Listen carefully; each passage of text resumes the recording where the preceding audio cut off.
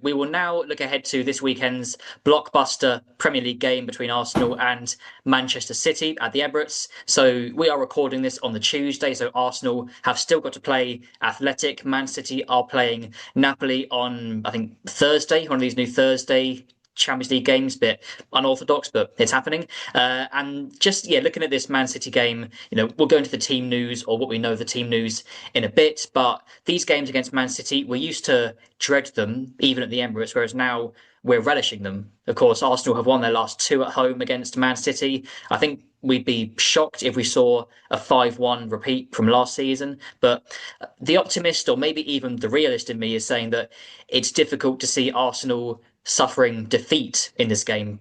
Would you agree? I don't know about that bit.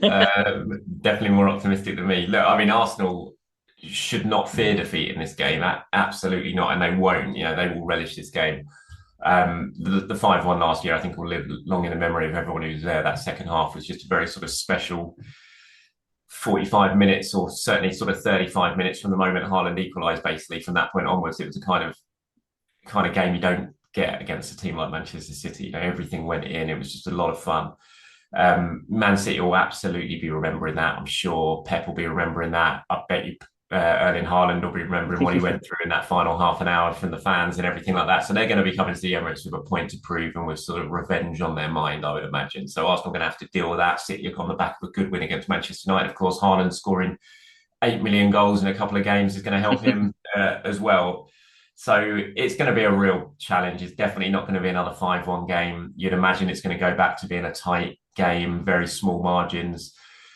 But Arsenal have got themselves a team and a squad that can go into these games against Manchester City with absolutely no fear. Even if they're missing Saka, Odegaard, all those sort of players, they've got the squad to be able to do it and to deal with it and to really hurt Manchester City. So I'm expecting an Arsenal win. I'll be going there expecting an Arsenal win. I'll be confident of that. But yeah, I don't think it's going to be 5-1. Yeah, we would be utterly flabbergasted if that happened again. But like you said, Haaland has been on fire at the start of the season. Yeah, I think 5 goals in 4 Premier League games, just shy of the 8 million that you said. But yeah, I think touch wood, as long as nothing happens against Athletic, William Saliba and Gabriel will be starting against him, and we know they love that battle. And like you said, there has been a bit of needle between the teams recently, the whole stay humble stuff, the Miles Lewis Skelly stuff. You think that'll be on both teams' minds? Is it fair to say that there is now like a proper rivalry between Arsenal and Man City? There is, and that's good, I think, because it was a little bit too nicey-nicey at first, that sort of rivalry. I think the whole sort of Pep and Arteta thing played into that because they're so close friends and they're very, very, very respectful. But I think the players now have generated their own rivalry in these games. I loved the Lewis Skelly stuff last season. That was brilliant. But, when you do something like that, then you've got to expect the next couple of games that you're going to, have a bit of a target on your back. And that might rile up the opposition as well to really sort of prove a point against you. And Haaland will definitely want to prove a point against it to Lewis Skelly, or definitely want to prove a point to the Arsenal fans who basically spent half an hour absolutely destroying him last time he was at the Emirates. And he'll remember that.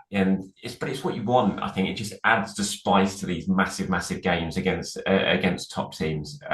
So yeah, there's definitely going to be rivalry there. It's good. It's what the game needs. I grew up on Arsenal Manchester United back in the day, and in my mind, still the greatest rivalry the Premier League's ever seen, and the greatest era the Premier League has ever seen as well. Everyone who lived through that will remember it, and those games will just, you'll never forget what that was like, and you want more of that. And so, yeah, I think it's a really, really good thing that we've got this rivalry now between the sides. Yeah, I think us Arsenal fans will also never forget the Kendrick Lamar humble being played out on the sound system at the end of the game, will we? No, that was a fair play to Pete, the stadium DJ. He absolutely knew what he was doing there, as he always does. Legendary figure. We love Pete. Okay, fantastic. So yeah, as I say, looking at the team news. So as I say, we still have to get through Athletic, and City have still got to get through Napoli. But at the time of recording, it sounds like Saka isn't going to be available. Looking at Arteta's quotes from Monday's press conference, but I think the Noni Madueke performance against Forest that really eased those fears with Saka being out. And as I say, right now, Ryan Aït-Nouri is injured for Man City, and we know they've had their left back issues over the past few years. I mean, regardless if Nori plays, or I don't know, Gvardiol or Ake on that, or O'Reilly on that left back slot. Do you think Madueke could enjoy a field day on that right wing this weekend? I think he'll enjoy himself at the moment against any player, whether they're a proper fullback or not. You know, he's full of confidence. Madueke, after what he did for England, he played brilliantly at the weekend. It was great to watch him. He had the stadium on their feet every single time he went forward. The fans were on, standing, and you could just sense the sort of excitement and electricity around the place every time Madueke got the ball. He still ended it with no goals and no assists, though, which is the kind of one thing. So it's great to be playing, but you do need to produce the end product in those positions. And that's why, you look at Bukayo Saka, and maybe he doesn't quite have that same excitement level when he runs at players, maybe that someone like Madueke does, who just beats his man for fun every single time. Saka delivers. He when you're in that key area and around the final third, he will make the difference, and he will score goals, and he will set goals up. And that's what Madueke needs to add to his game. And I'm sure he will. And I'm really looking forward to seeing him do that over the course of the season. But, as good as he played at the weekend, being without Saka for this game will be a massive blow. He is Arsenal's guy. He does make the difference in the final third. He will score the goal. He will put a perfect ball onto someone's head to set up a goal. So it is a blow. Like you, I saw those quotes from Mikel in the press conference yesterday. You always have to take what he says with a pinch of salt, injury-wise, and work out if he's playing a little bit of a game or not. But those quotes certainly made it look like, yeah, he's still got quite a long way to go, and he's not going to be back for Manchester City. So it's a big opportunity for Madueke again. I think he gave everyone a glimpse at the weekend of what he can do, and he got a standing ovation as he went off, and that was fantastic, especially when you think about what he went through when he signed. So that's great, but now build on that. Go and do it against Manchester City. Be decisive, score a goal. Put one on a plate for Viktor Gyokeres like Eze did in the second half. Do that, and you're going to make yourself a hero very, very quickly at this club. You say it's now the goals and assists that he needs to bring. And you mentioned Gyökeres there. How big a game is this for him? Because, of course, he's done it against Leeds and Forest at home, but he couldn't do it against Man United or Liverpool away. So, how critical would it be for him to actually, I mean, maybe not even have a great performance, but just get a goal? How big could that be for him?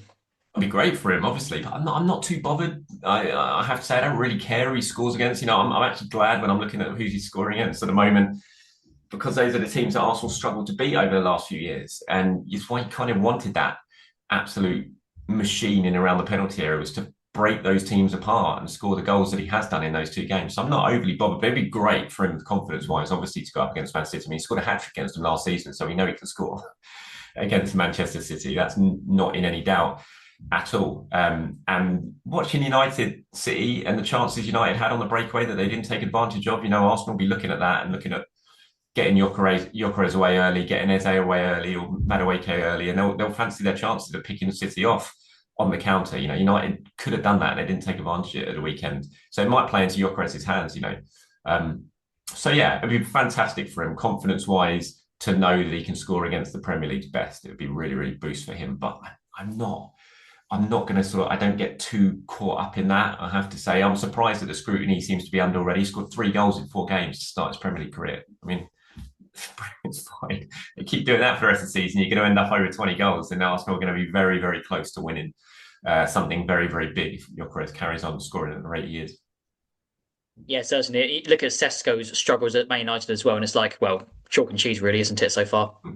Exactly, and Florian Wirtz and people like that. It seems like everyone's paying so much attention to Viktor Gyokeres, and they're not really paying much attention to other massive money signings who have done nothing compared to what he's done so far in his Arsenal shirt.